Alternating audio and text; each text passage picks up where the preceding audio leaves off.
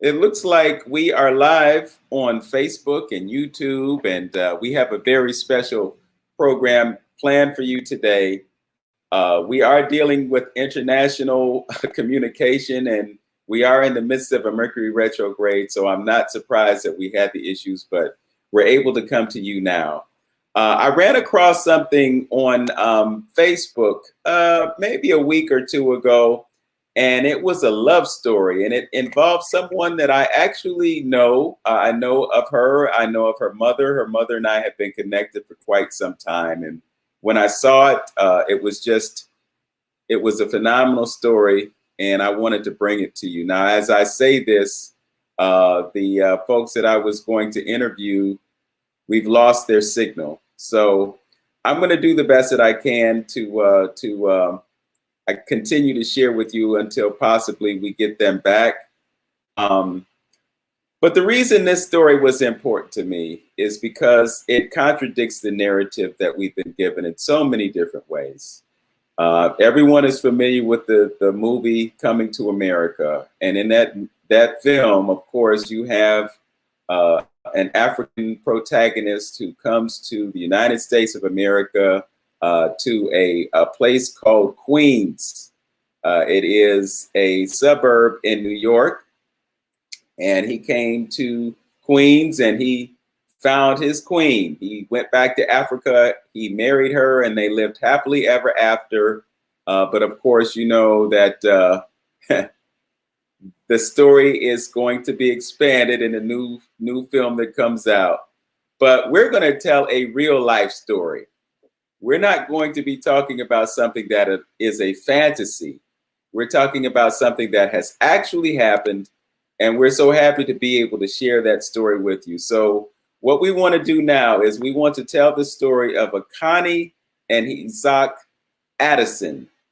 They are residents of a place in Africa called Elmina. Elmina is the location of the oldest slave, or I would say enslaved dungeon that was built on the continent of Africa before the transatlantic trade started. So this is a story of triumph. It's a story of victory. It's a story of return. There are so many elements of this story that I just think are heartwarming, and I want them to tell the story as it happened to them. So welcome to Open Door Live, Isaqh and Akanni Addison. Thank you. Thank you. I have to tell. Okay, I have to tell you what a pleasure it is to just look at the smiles on your faces, because I know that you are in a place that has literally added years to your life. And those of us who are braving the cold, you know, you left Cleveland, Ohio. I'm going to check my phone right now, and I can tell you exactly how cold it is right now. And we have been in the midst of this cold for a long time. It is 28 degrees outside. Sorry. There's snow on the ground, and you were complaining about having to turn the air conditioner off because you might be sweating. I'm playing violins for you, sister, because I wish that was my problem. Trust and believe. I'd find a fan or something or some shade or something, but I would gladly trade places with you right now. But let's get to this story. And I'll let you pick it up, Akanni, because it's your story. And I have to also tell you, I enjoyed reading it about it so much. And I might be jumping ahead of the game, but Isaqh, I so appreciate your persistence and your dedication to you fulfilling your dream as well. But I'm going to go back to Akanni and pick it up with her and have her tell us how things happened, what happened, and why you are celebrating right now. Okay, so I'll start by honoring both my parents for raising me to be open-minded and a little adventurous. You know, they raised me to kind of go after what it is that I wanted to do. So in 2018, my father gifted me a trip to Ghana. He had been considering moving here and repatriating to Ghana. And so, you know, he visited a few times and he wanted me to experience Ghana. So he offered to send me. So I said, of course, I'm going to come to Africa, right? You know, it's kind of a free trip. I didn't have to pay for my ticket. But I was super excited about being able to reconnect. You know, had my journal with me. I really focused on ancestral healing, trying to break generational curses. Like I was on this mission of recapturing some things, the past, to help to build a legacy for our kids for the future. So I had a really strategic reason for being here when I came the first time. Um, and on the trip, it was amazing group of people on the tour with us. I'm still friends with a lot of those people. A lot of those people have also repatriated since 2018. Um, I definitely, though people teased me about it a lot, they were like, don't go and African husband, you know, that's the thing, I guess. And I definitely wasn't focused on that. I didn't feel like, you know, it was a priority of mine to be looking for a man at a time where I was really looking for a lot of things for myself. Then I was on the bus, on the tour bus. Well, actually, I saw him first in the airport, but I kind of didn't notice him that much in the airport. I saw him, you know, and I went on about getting my bags. But then I was still on the bus, just kind of basking in, oh, wow, I'm in Ghana, I'm in Africa. Look at all of the beautiful sea of black faces. It's so warm. I just felt, you know, and it was nighttime. I just felt so happy and so alive. And then I looked up and I saw this guy who just reminded me so much of Shaka Zulu. I was like, ooh, he's fine. I said, okay, don't look. That's not what you're here for. You know, and I went back to focusing on um, enjoying the trip. Now, I said I wasn't going to tell this story, but you kind of put me on the spot a little bit because I was hoping that you would tell the story, so I wouldn't be talking the whole time. But he's so happy, I'm sure, that I'm the one that has to tell the story. But basically, you know, I was on the tour for a few days. I noticed how this brother, this king here, carried himself in dealing with everyone. He was like security for everybody on the bus trip, and he helped everybody, and he had just such a wonderful character and demeanor that I just like to watch him move. You know what I mean? And then one day, I was admiring him from afar, and he noticed me admiring. He kind of caught me. He still catches me. I do it all the time. He still catches me doing it. And he kind of like did a little, what did you do? What did you do? And you saw me, I was looking out the bus window and you were standing on the ground. And what did you do when you saw me? And I was like, oh, I like that little, that was nice, you know. So I waved, but I was really shy. Fast forward to the day that they came to the hotel. You don't want to tell that part? I think that's more a part of the story. Well, one day, you know, I don't know what day it was. It was probably day maybe 5. No, maybe 4. Maybe 4. Like 4 days into a 10-day trip. My roommate wanted to get some things made because when you come to Ghana or I'm sure any African nation, you can go to Pinterest and get some items made custom for you. So she wanted to get some things made, and she had asked my husband, well, at the time, but she asked him if he knew of someone who could do it for her. He said yes, that he would come and take her measurement and bring some fabric that she can choose from. So she also had fabric. So anyway, he came, and I didn't know anything about him coming. I had already developed a little crush, like a secret crush on him in my mind, like, oh, he's so fine, he's so handsome, he's so nice, but never talked to him. So then he came to the room and he took measurements, and then I told him, you know, I would really like to get something also, so he took mine. Was that the day he came to the dress? Or is it the next day? Oh, okay. After he took, no, it wasn't that day. It was the next day. You came back with fabric for me to choose from. He came back with more fabric for me to choose from. And he also had this beautiful dress with him that looked like it was for a teenager, a small shaped woman.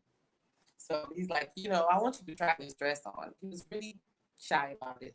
And I was like, no, I don't want to buy something else because I thought he was trying to sell the dress to me. And he's like, I brought this as a gift from my heart. I just wanted to see that little grin come. I bought this as a gift from my heart. And I was like, okay, but I don't think I can fit this dress. And it fit. It fit perfect. It still fits perfect. And my weight has even fluctuated since then, but it still fits perfect. And if I call it my Cinderella dress because I feel like he told me sometime later that he had been holding on to the dress because he really liked it. He felt like the one for him would fit it. So I do. I still fit it. And I'm gonna keep trying it on every now and then, make sure I still fit it.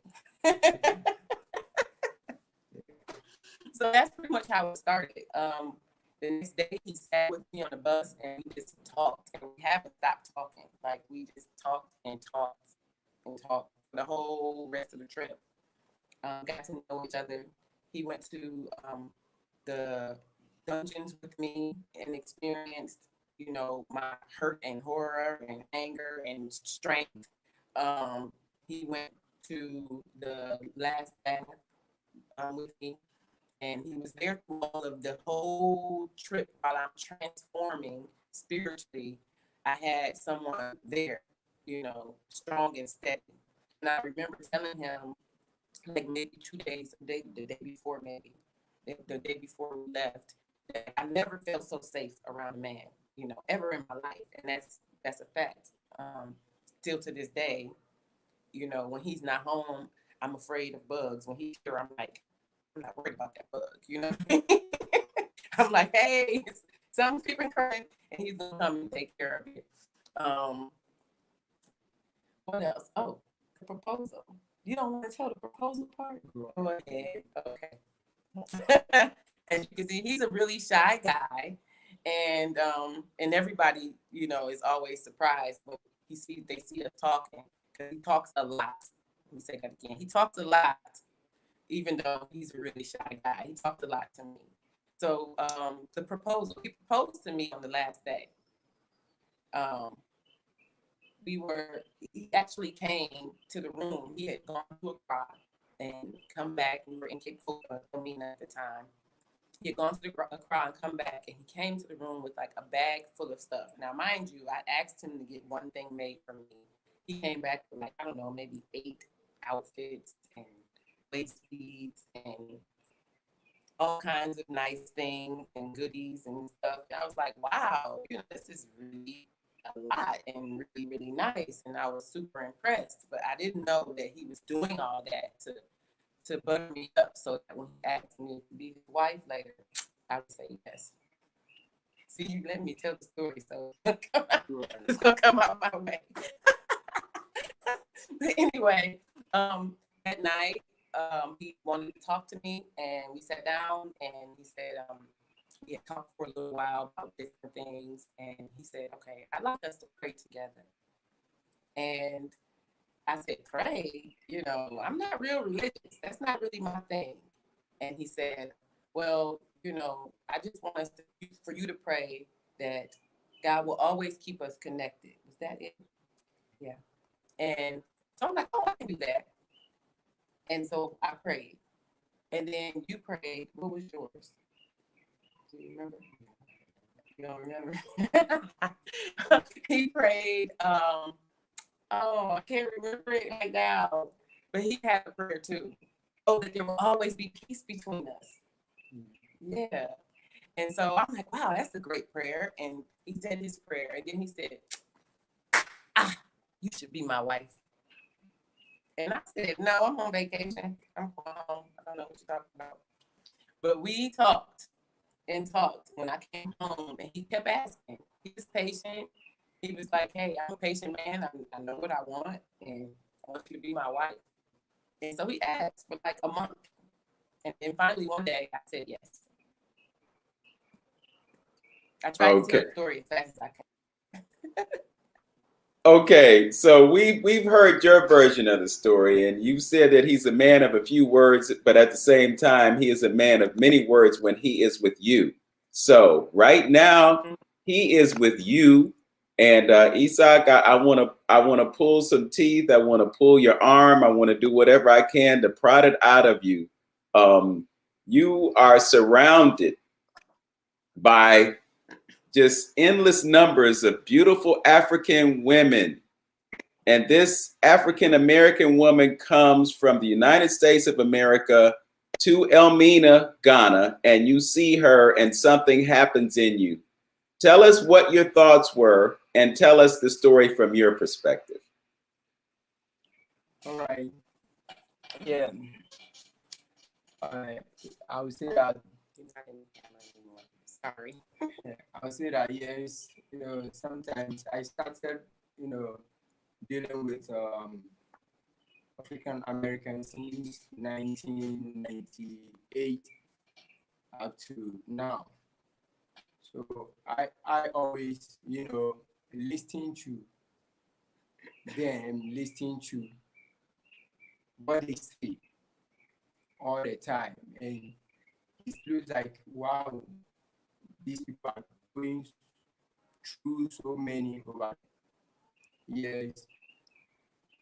Actually, 2018, I decided, yeah, I have to, find someone around me so that, yes, we have so beautiful women, over here that, doing well and all of that. But one thing also strikes me to marry African American is that, the way they are going through hard time over there. I want to, take someone out of that, to make sure I treat her like my queen, I treat her like queen and all of that, so that she can, you know, try to, harbor every, stress, everything that is going on, so that if he's free, if he's safe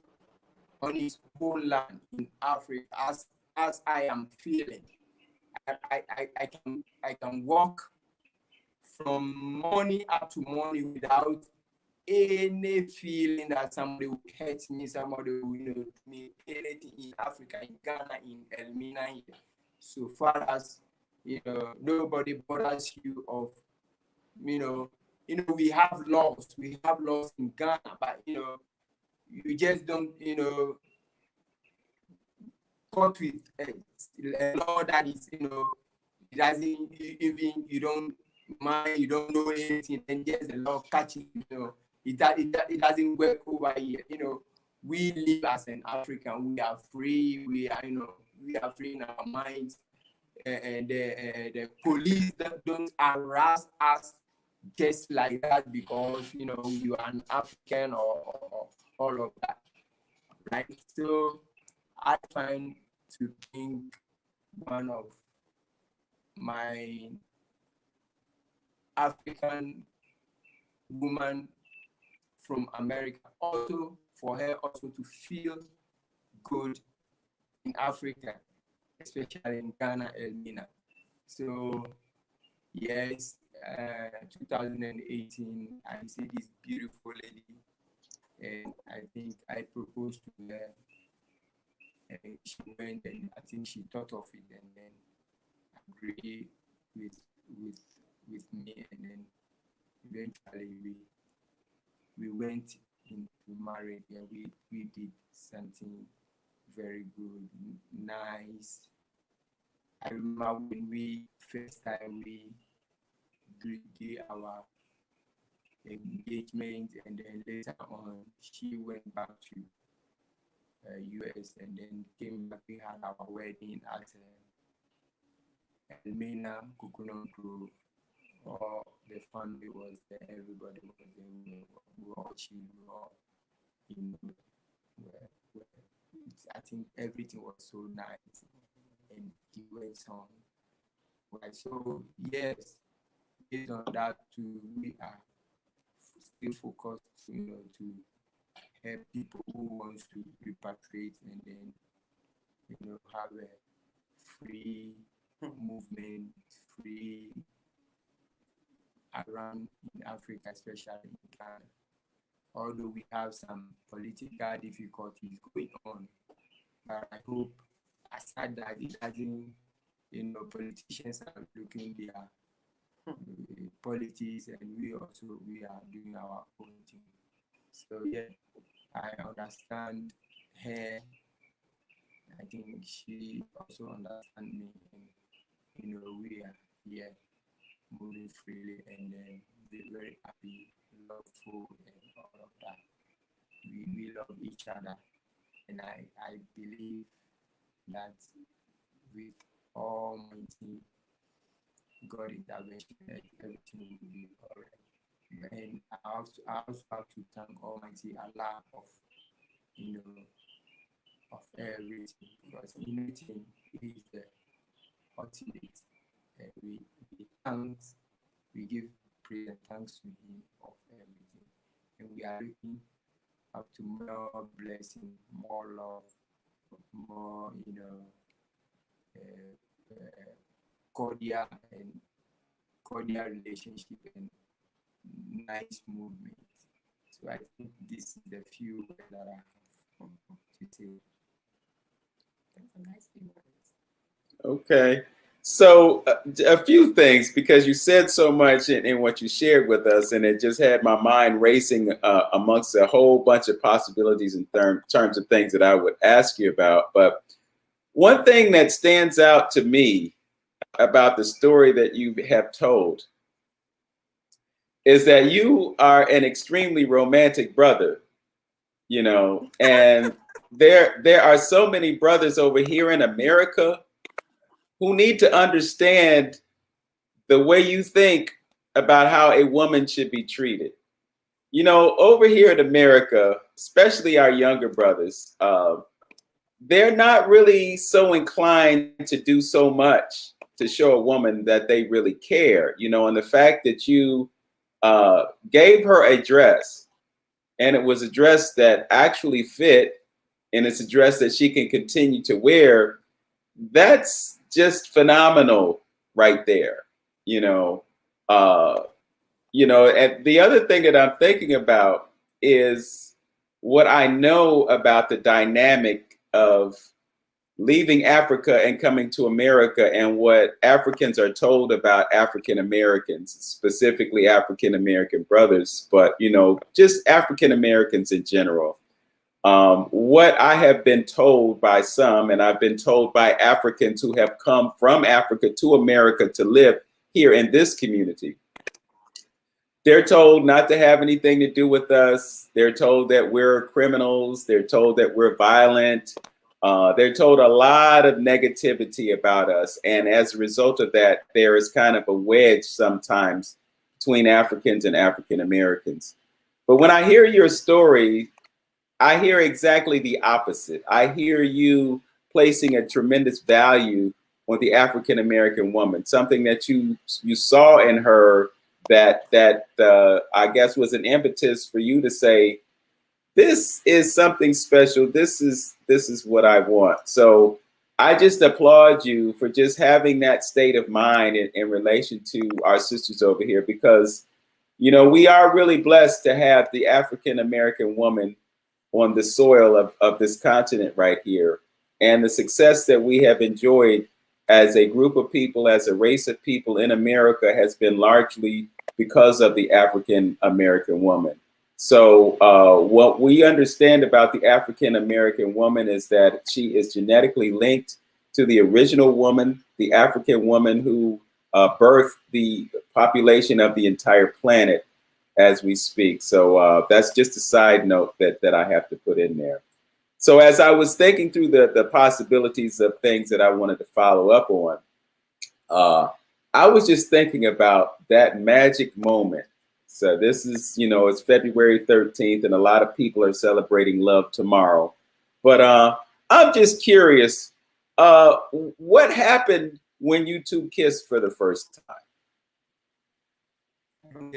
He said he's curious what happened when we kissed for the first time. How did it happen? What to put? Just lay it out for us. What was the scenario that I see the smiles on your faces. I know there must be a story there. Yeah, as a man, if you see a woman that you like, and you extend, your head, like you want to kiss her, and she, agree to, you feel swell head, your head, you feel so happy, So, it was so great on my side that when we have a first kiss and all of that, it was so beautiful. Let me set the tone. I knew you would. Like I knew you would. We had been talking, I had only known him for like 6 days. But it felt like we knew each other forever. We had been traveling the country, long bus rides, talking. And at this point, we had learned about each other's backgrounds, quirks that we each wanted to work on ourselves. We had some serious, deep conversations. And so we were enjoying just each other's company one night on the coast at One Africa, one of the most romantic spots in Ghana. I'm just going to say that. It just has an ambiance that is amazing. They had some beach chairs, and we were laying on one, looking at the stars, the moon, and just talking about life. And I don't know, in that moment, what we were talking about, or we were talking about, we might have just been looking at each other. I don't know. But he came in for a kiss, and I met him, and it was magical, and it was short and sweet, and it wasn't at all movie passionate, It was just a nice, sweet kiss, and it felt right. It just felt like, oh, yeah, that's how it should feel. You know what I mean? It felt right, and it still does to this day. That's one of my favorite things, that little soft, sweet kiss, because I can feel his adoration of me in that kiss. Yeah. Akanni, I have to tell you that I have a soft spot for romance. And I've been to One Africa, so I know exactly where you were. I've been to Coconut Grove. I know exactly where you were. So I can just see it in my mind. And what you described is magic. And I will go even further to say that I've been in both of those places and actually had thoughts about what happened to you happening to me. Mm-hmm. So I mean, in this moment, it's like, wow, it's a blissful moment just because I'm feeling the love that you feel for each other and just appreciating the experience that you have had. So you've been, go ahead. No, go ahead. No, I was just going to ask you, you've been there, he said 2018, now it's 2021. So I'm just thinking that you've been there for at least a couple of years. The story that I heard about was something that was printed last year. So this is kind of me late in the game, but seeing what happened and appreciating it. I'm just curious, what it's been like for you after having lived I'm assuming your entire life in America, and then going to a place like Africa, specifically Ghana, and saying, okay, well, I don't really want to go back. I think I can stay here and live here. And so, what was it in you that said, I'm done with America. This is my home now? Well, I have to start with my parents, the revolutionaries that they are. And they raised me to appreciate my African heritage. They raised me to appreciate African spirituality They raised me to appreciate African culture. So I have to start there because I realized that a lot of people don't have much experience with African culture. Whereas my mother, as many of the people who are watching know, my mother is a world-renowned African drummer. She's been playing the djembe my whole life. So, and she used to have an African dance company. So I grew up doing African dance and performing and being in the spotlight for my culture. So that is the beginning of me wanting to live on the continent, because I've always appreciated and loved the continent and my people, my brothers and sisters from here. Oh, is the light bothering you?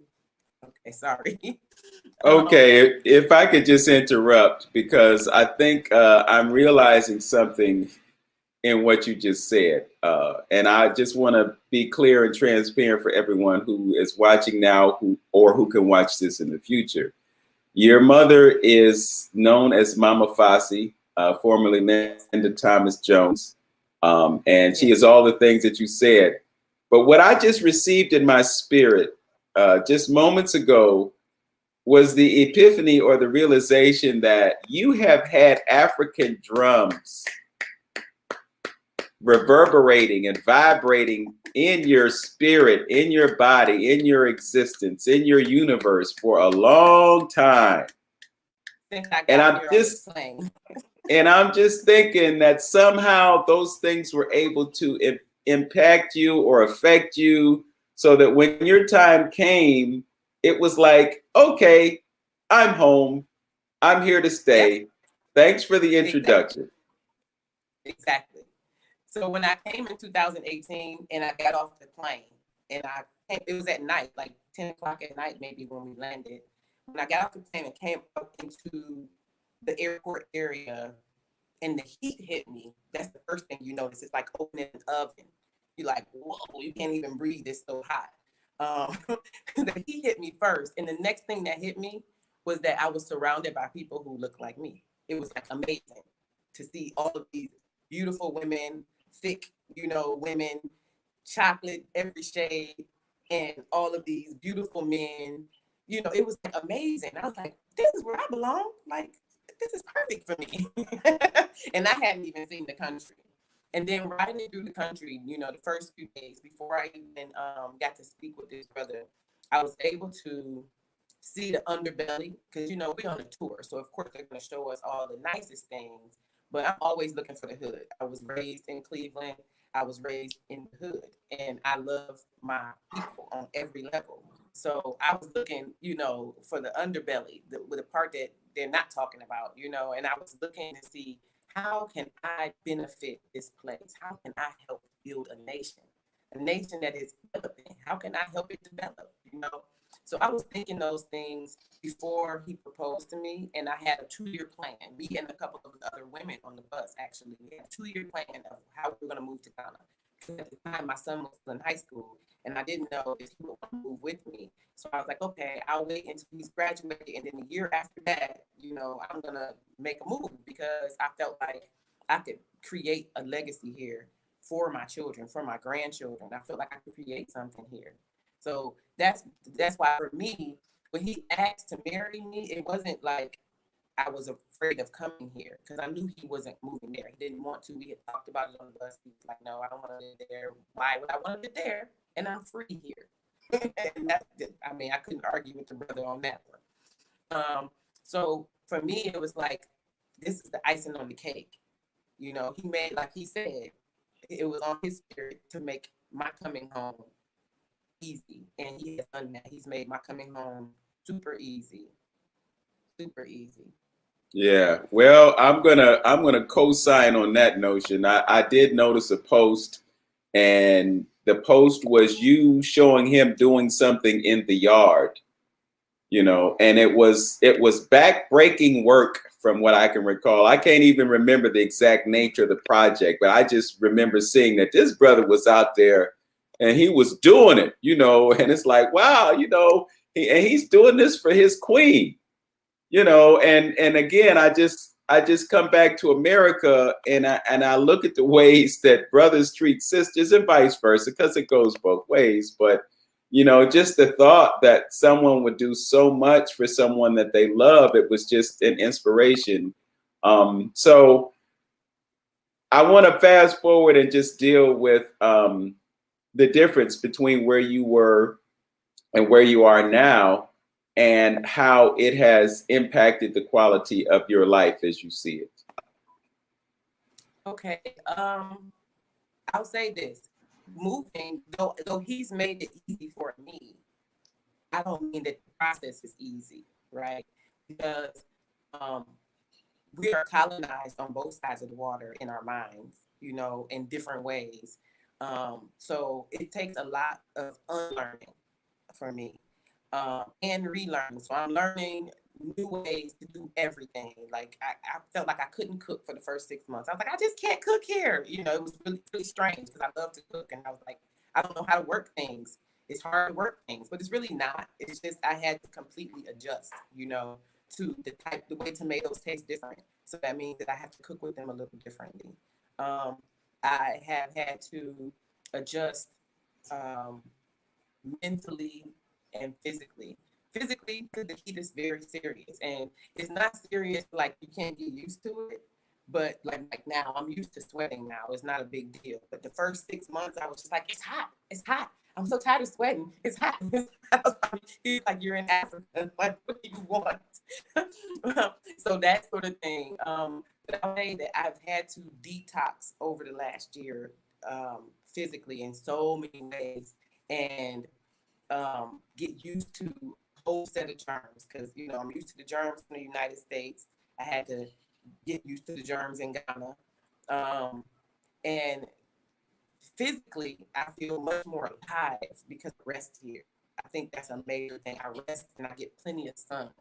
I don't feel guilty about taking a nap, which is something that took me a while to do. It's notable. I'm bringing that up because I think it should be mentioned that in America, everything is like this. Time. You gotta do it now, gotta do it now. And everything in Ghana is like the exact opposite. So they have a saying here, it's called Ghana time. You know, we call sleepy time in the States. Well, Ghana time is like 3 times later than sleepy time. Everybody takes their time here, and everybody rests here. They don't look down on you for resting. I used to say to him all the time, like, I'm sorry, I'm tired, I need a nap. Oh, I'm so sorry, I'm tired. And one day he's like, why are you saying that? Why are you apologizing to rest? Just go and rest. Like, you're tired, go rest. It was so simple to him. But for me, I had to unlearn constantly feeling like I needed to be busy. I needed to be doing something. You know what I mean? So that's a big thing for me. And then the amount of freedom I have here too is something that it takes adjusting to, because Ghanaians are free. Okay, they are free, and we are so used to rules that we don't know how to be free. We're like, they can do that. Why they doing that? But really, they're free.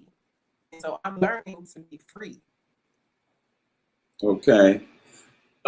Since you brought it up, let's talk about the impact that the pandemic is having on your comings and goings. Tell us what it's like over there to be navigating this new normal that they have given us. Well, it is now the law that you wear a mask, right, everywhere. So the police are. Thanks a lot. You gonna laugh? The police are doing their best to enforce this law, and they're doing all sorts of things. From, I saw a guy today, they were yelling at him because he didn't have on the mask and giving him like a daddy lecture. He was just sitting there and they were talking. It looked like they might have been talking to him for an hour. I don't know, but they've been talking to him because he didn't have on a mask. They're trying to fine people if you don't have on the mask. They're jailing people if you don't have a mask.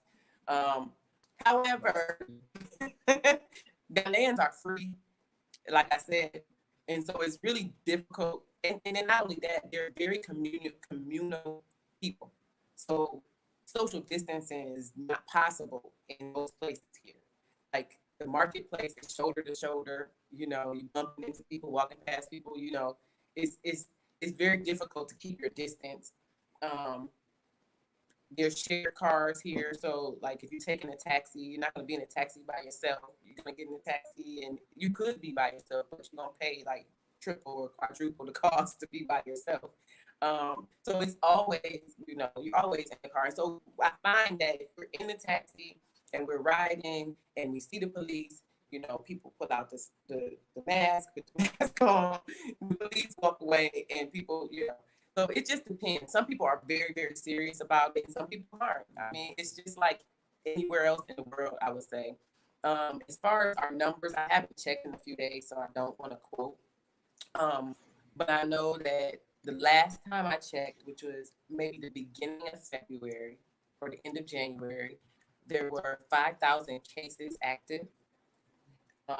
And 416 deaths since last March related to COVID. And the rest Okay. recovered. So out of 50-something thousand people, it was 50-something thousand infected overall, 5,000 something active cases, 416 deaths, and 48,000 recovered. Okay, I'm looking at something on Google right now. It indicates that there are 505 deaths attributed to COVID-19 in Ghana, out of a total of 74,347 cases. So, and I don't know what the population of Ghana is, but I would just go out on a limb and say that 30 million. 30 million. Okay. About 30 million. Okay, so let's just put this into perspective. Math is math, numbers are numbers, facts are facts. If you look at the percentage of deaths in Ghana from COVID-19 over the period of the year March 2020 to February 2021, you will find that it's considerably less than a percentage of 1%, considerably less. I could do the math if I pulled the calculator out right now, but I'm just going to be transparent. That does not amount to an epidemic of any kind in any country in the world. Okay, that's all I'm going to say about that. All right, that's all I'm going to say about it. Do the math.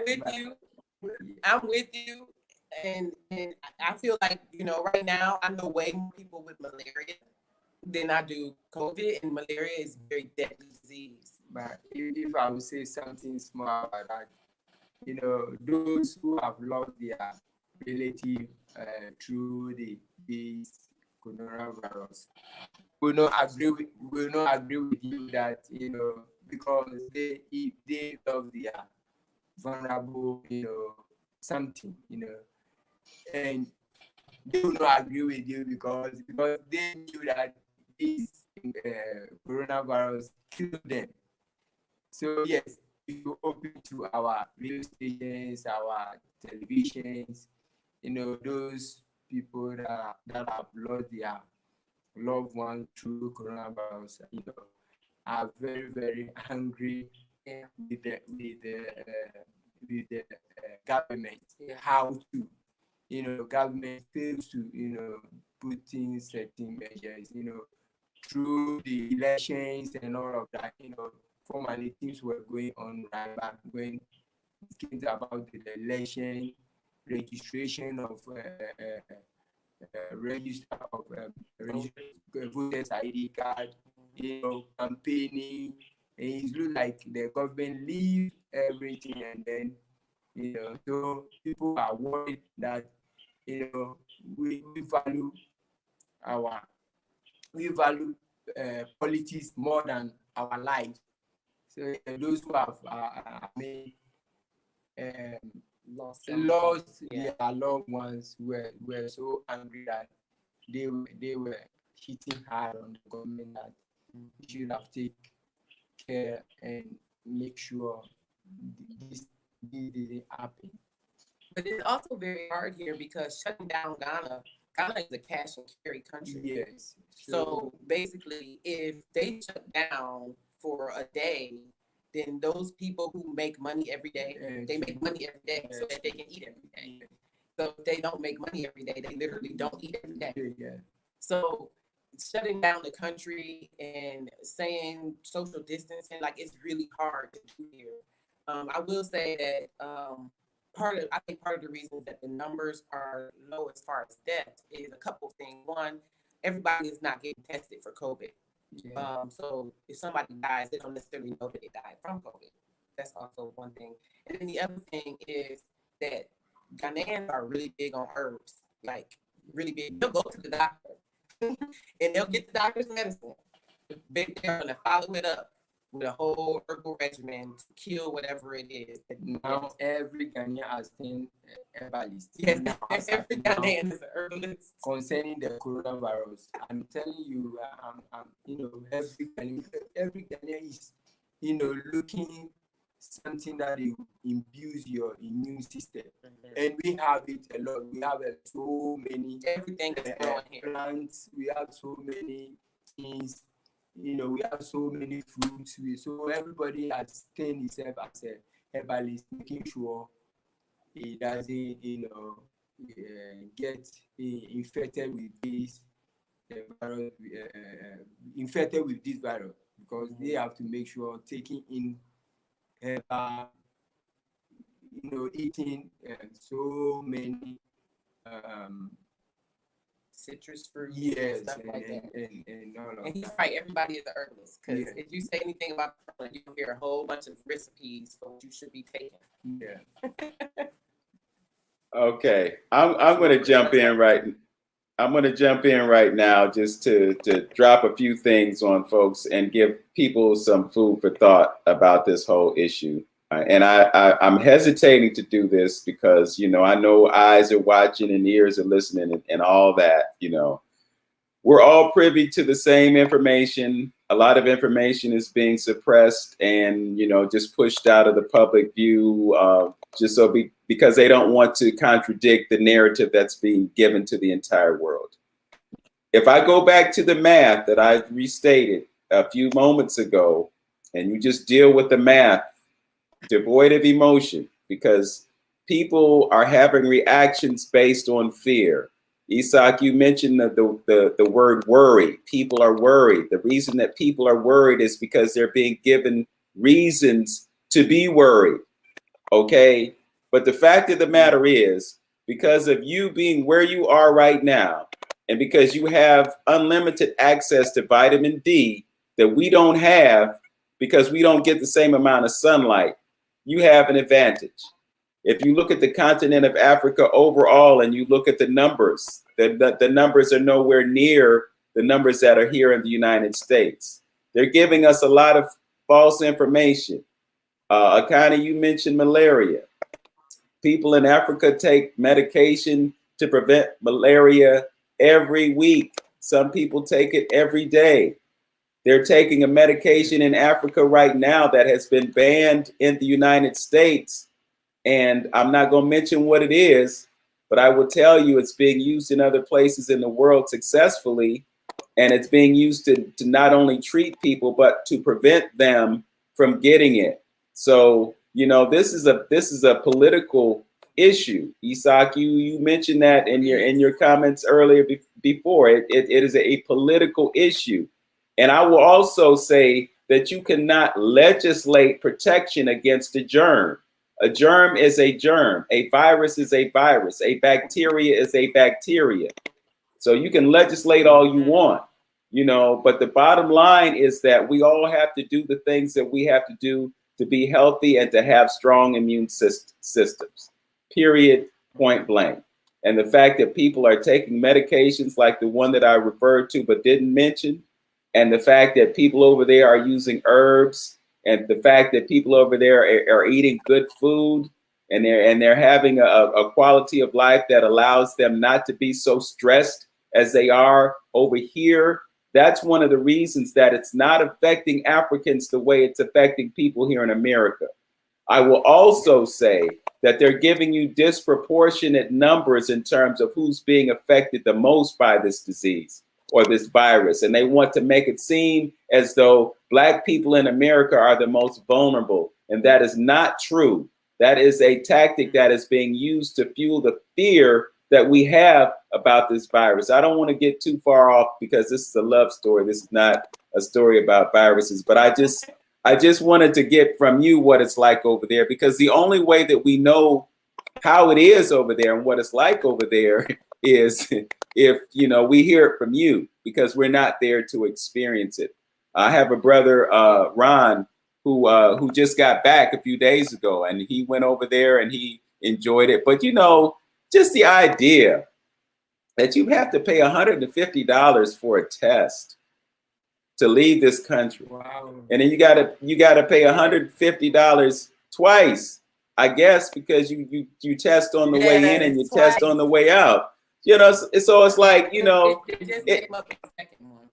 yeah, it's, you know, yeah, you know, it to me, it's just preposterous. And I know, I mean, I just reflect on the whole irony that in 2019, you had over 1 million people come to the continent, and many of them came to the country of Ghana. And then a year later, they said, okay, y'all can't come no more.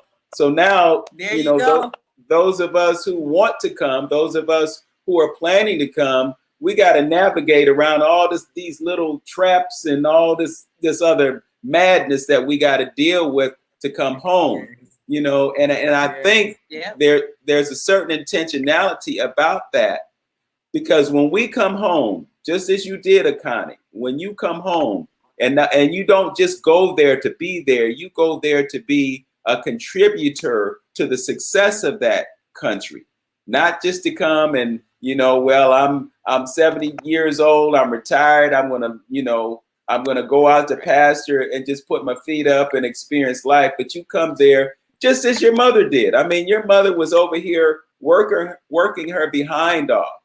And then she gets there, and then you see that there's value in her. You know, your mother is an African woman who came home to experience her true, authentic African self.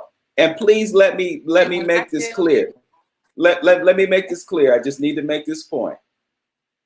It doesn't matter where in the world you are as an African, whether you're an African in America, whether you're an African in South America, whether you're an African in Japan or China or wherever you might be, you're still an African. I will say this to my brother Isaqh, and I know that he can appreciate what I'm saying. I don't feel any less African because I'm here in America and because I've lived most of my life in America. I've lived outside of the country. I lived in Japan. I lived in the Philippines. I've visited countries all over the world. But I don't look at myself as an African American. I look at myself as an African in America. And I think that's a very important distinction. Akanni, you wanted to say something. Absolutely. I was just saying about my mom. When she came here, she, you know, was dealing with diabetes. She was dealing with high blood pressure. My mom worked her tail off. If anybody knows her, they know that she worked morning, noon, and night, 7 days a week. And she's 71 years old. Well, she's about to be 71 years old this year. And so when she moved here, first, you know, my husband found her a nice little house nearby us, 5 minutes away. She started aging backwards almost instantly. Like within the first month, she was looking younger and wanting to do more and walk more and do more. And then about maybe 4 months after we moved here, she told us one day, like, so can you guys rent my house out? She moved 6 hours away from us. She found herself a cute little 2-bedroom beachfront chalet, and she is living her best life. Every time I talk to her, she's like, I'm fabulous. I'm looking at the ocean. I'm doing crafts. She's like coming up with new hobbies. She's still teaching drum. Like, she's just living her best life. I think she's at a point now. Yeah. Well, I'm really happy to hear that your mother is having so much success in her life. And, you know, I really wish it was me. Before we get up. Yeah. Go ahead. No, go ahead. Well, I wanted to make sure that before we get off, that we talk about what we're doing here. You know what I mean? Okay. Like, we're not just in love. We in love, most definitely. And the ancestors have blessed our relationship. Here, honey, so you can go ahead. You don't need it. Okay. The ancestors have blessed our relationship, and we were both mature enough to be in this relationship. And so that's a blessing. And the way we felt about each other in the beginning has not changed. It's grown, though. You know what I mean? So we're not just in love, but we're business partners. This is my best friend and my business partner. We have a tour company that we started in 2019, actually. For our wedding that we did at Coconut Grove, we decided to make it a public wedding and invite anybody of African descent to join us as we celebrate our love here on the continent.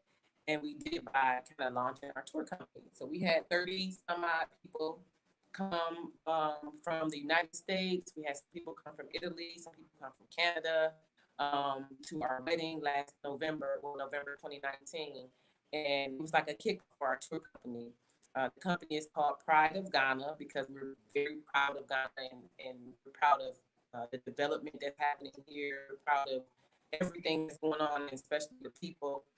So we named it Pride of Ghana Tour, and we just relaunched because, as you know, last year everything was kind of shut down. So we just relaunched this January. We are offering family tours that are affordable.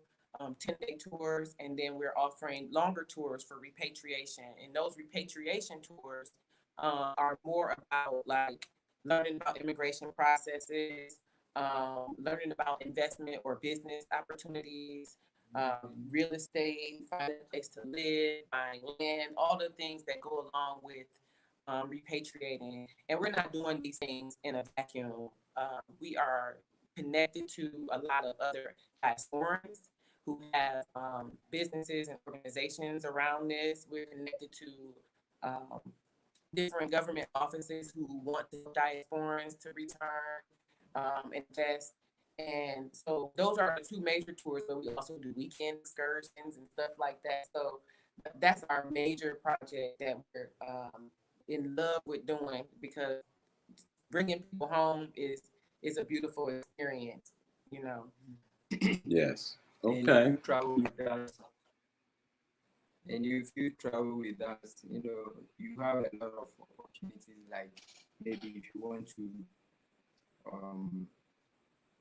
build and live here,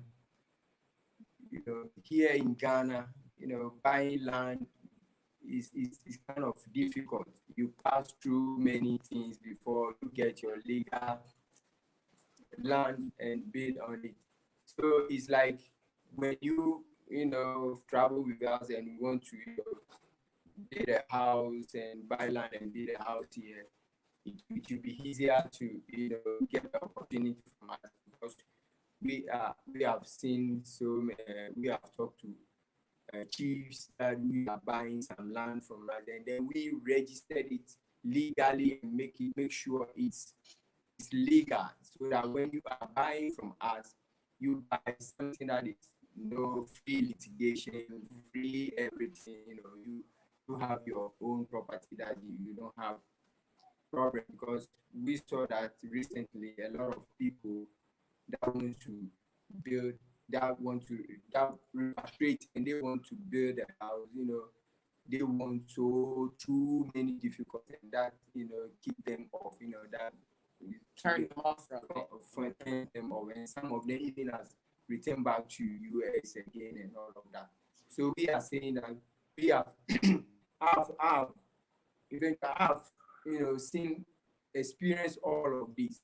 So we don't want anybody to go into those stress, those difficulties. So we take upon ourselves making sure we find litigation, freelance, and buy it, registered it, and then if you want to buy, you buy, and then you build your own nice house that you want to live in. Okay. So the bottom line is there are opportunities And I think it pays to know people who know the landscape. You know, as I'm viewing you right now and listening to your perspective, I kind of see you all as a young Ghanaian power couple. You know, they have power couples over here in America. You two seem like to be the power couple, and the fact that you've been able to mix romance and business is a beautiful thing. I mean, you know, who better to have as a partner than, you know, the person that you're with all the time. And there are probably some folks who might disagree with that, who don't mix family with business or whatever. But when you can do it with a spirit of love and concern and compassion, and you're on the same page, on the same team, you know, it is the perfect recipe for success. So I commend you for, you know, being resourceful, being those who find a way for others to go through the door that you went through. Akanni, I'm sure you walk through the door of return at some point. I mean, you're right there where it is, you know, and it is a tremendous experience to have. I remember seeing the film Sankofa years ago and seeing what the nightmare was, you know, to be just pulled out from where you were and taken somewhere that you didn't want to be and forced to do things that you didn't want to do. So to be able to have that what is it?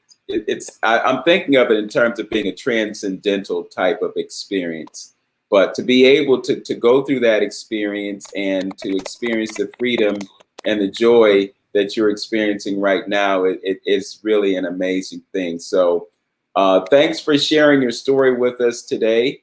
I'd like to thank the folks who tuned in live on YouTube today. You know, we've had a couple of folks who have been witnessing your story. I have my suspicion about who one of those people might be, but this will be saved to the YouTube channel, so you'll be able to share the link, and people who didn't get a chance to see us live on Facebook will be able to do that. We did have a few technical difficulties today, but we were able to go past those difficulties and bring you this fantastic story. So with that, I would like to say much success to you. May your love continue to grow and blossom and evolve and meet all of the expectations that you have on this journey of life. I look forward to seeing you there at some future point in time. We're gonna get this figured out. And you know, people have asked me about going there, and they want to make the trip with me. So, you know, I want to do what I can to just open that possibility and that opportunity to folks over here so that they can experience what I experienced and what you have experienced as a result of being there. When you talk to your mother, please give her my love and give her my excitement about her life. You know, in a perfect world, when she made that trip, because I remember so vividly, she said, "Yeah, I'm going." You know, and she told me how much she was going to pay for rent for the year, and I'm like, what?